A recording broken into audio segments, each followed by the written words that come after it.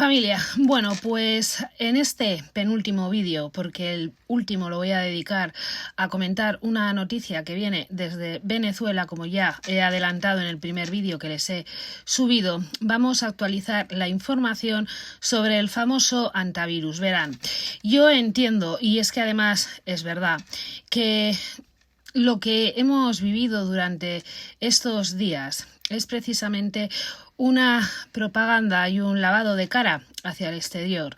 Y en el interior lo que han hecho con esta epidemia, brote o como lo quieran llamar, es precisamente desviar la atención de lo verdaderamente importante, que es lo que les he contado en los vídeos previos.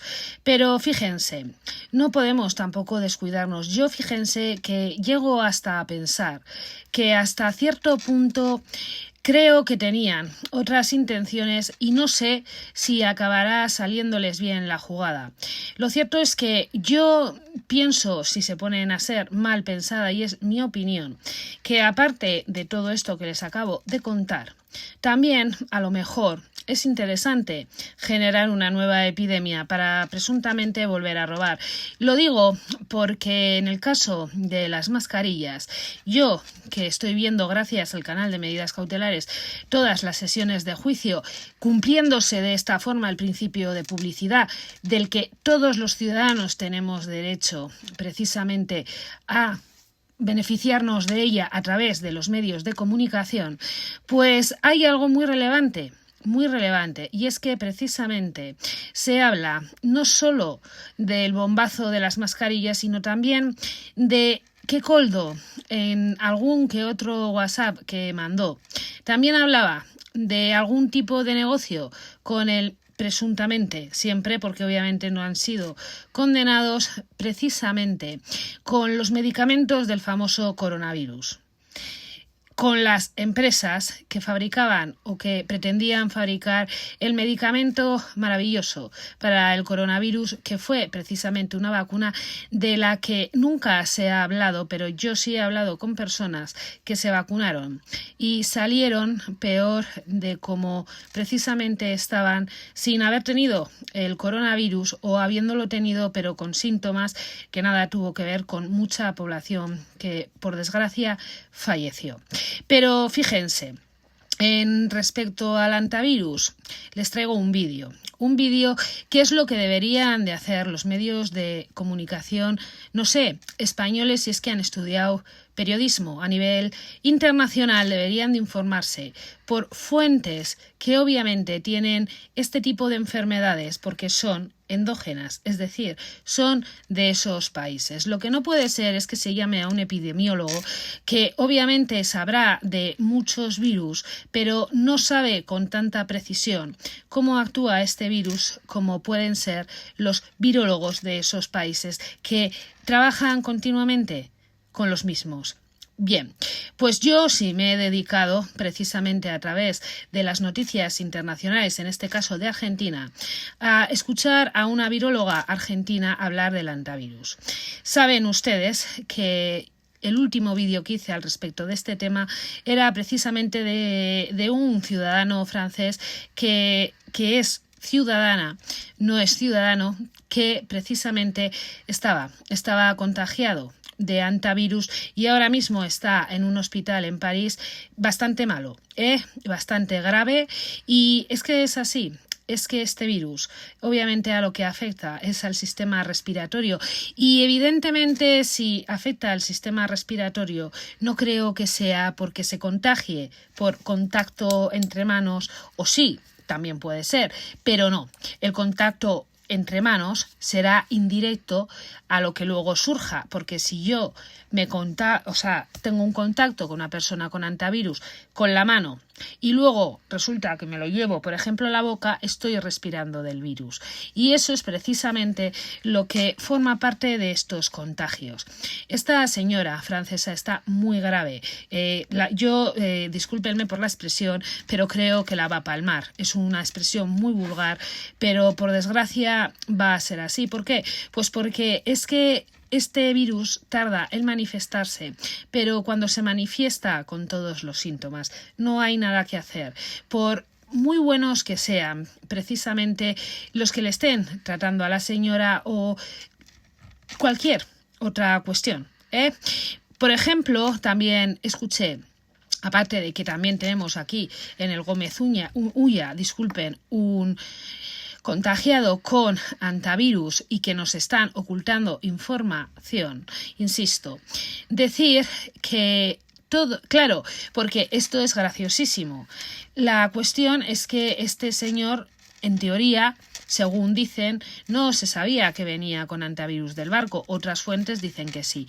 Es indiferente. Pero este señor ha estado en contacto durante una noche precisamente con todos aquellos españoles que también estuvieron, bueno, pues en aquel buque y obviamente, pues yo creo que tarde o temprano empezarán también a manifestar síntomas. Lo que podemos rezar y esperemos que no ocurra es que ningún ciudadano ni profesional que participó en aquel operativo, pues bueno, surja que también esté contagiado.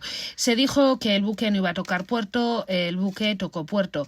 Pero yo voy a aprovechar también este vídeo para felicitar a la tripulación y desde luego al capitán de ese buque. Porque vi un vídeo en el que hablaba de cómo habían pasado los días en ese barco que precisamente llevaba aquel brote y desde luego cómo lo trataba, cómo lo decía y cómo estaba. Ya literalmente dice mucho del profesional que es. Un profesional como la copa de un pino, mucho más que la mema. Eso ténganlo ustedes clarísimo. Pero también, no me quiero dejar ningún punto, se dijo que en el Gómez Ulla estos españoles, uno de ellos que ha dado positivo, pues no parece que estén en la unidad de máximo aislamiento, sino que están en una unidad normal. Esto yo lo he escuchado esta misma mañana. Y desde luego tenemos un problema. También han especificado que a la persona que ha dado positivo en antivirus no le están tratando. Aquellos expertos que sí, obviamente, tienen algo más de conocimiento sobre el tema porque además también trataron la famosa crisis del ébola. Yo sinceramente les digo que es un auténtico desastre. También escuché a una persona que era enfermero y que participó precisamente en aquel operativo decir que aquello había sido totalmente una chapuza y que si resulta que por no hacer PCRs o por ocultar literalmente que alguien iba contagiado en aquel buque y le dejaron evidentemente salir a tierra, cruzar pues bueno, media isla de Tenerife hasta llegar al aeropuerto, obviamente con los contactos que eso supone, como es el autobús, como es todos aquellos que participan en el dispositivo y un largo etcétera. Si alguno de ellos resulta contagiado, pues la mema va a tener problemas muy serios, porque obviamente la queja le va a ir y veremos si una denuncia por lo penal, porque fíjense, yo no veo que sea como tal una negligencia, pero sí se puede ir por la prevención de riesgos laborales. Y ahí sí podríamos entrar en un presunto delito penal. Pero es que además me hace mucha gracia, porque si todos los ciudadanos del mundo, dice este desgobierno, están encantados con cómo se llevó a cabo el operativo según la mema. Querida, pero los españoles no. Y tú te debes a los españoles, porque los que te votan son precisamente los españoles. Y los españoles estamos hartos de ti, del de la OMS, que es otra presunta organización criminal. Al de la OMS, el presidente no lo quiere ni en su país, presuntamente. O sea, hemos tenido aquí a un tiparraco que donde debería también de estar es poniéndose a disposición de la justicia, para que ustedes me entiendan. Pero vamos ahora ya sí a escuchar lo que dice esta viróloga argentina, porque, insisto, el antivirus procede de Argentina, del sur de Argentina y en concreto de la Patagonia y del sur de Chile, sobre el antivirus. Escuchemos.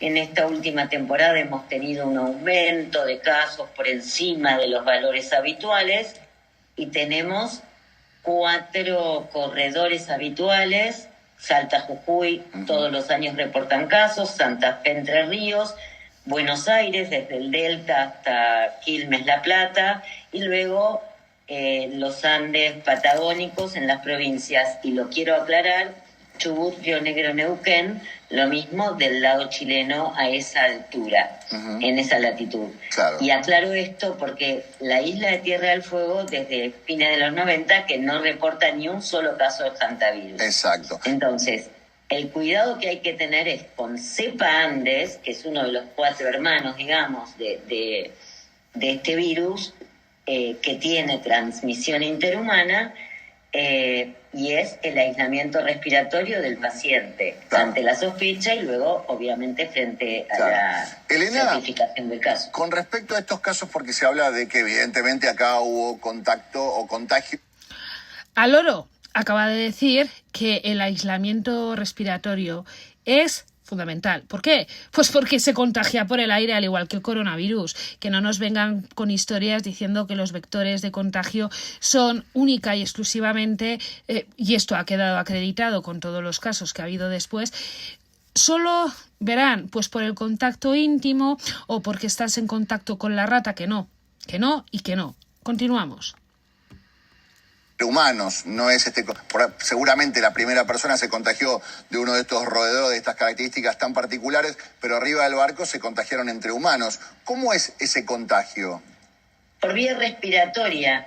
Si ustedes se acuerdan, el brote que hubo, y digo brote porque fue en una comarca localizada, en un pueblo pequeño, en Epuyén, en Chubut, a partir de una persona que fue a una fiesta de 15 con síntomas y transmitió la enfermedad, y después en un funeral, y así empezaron a aparecer todos los casos. Esto se transmite por vía respiratoria, con la tos, con el estornudo, con sentarte a hablar. Sí. Entonces, ¿qué medidas de precaución uno desde lo individual debe tomar?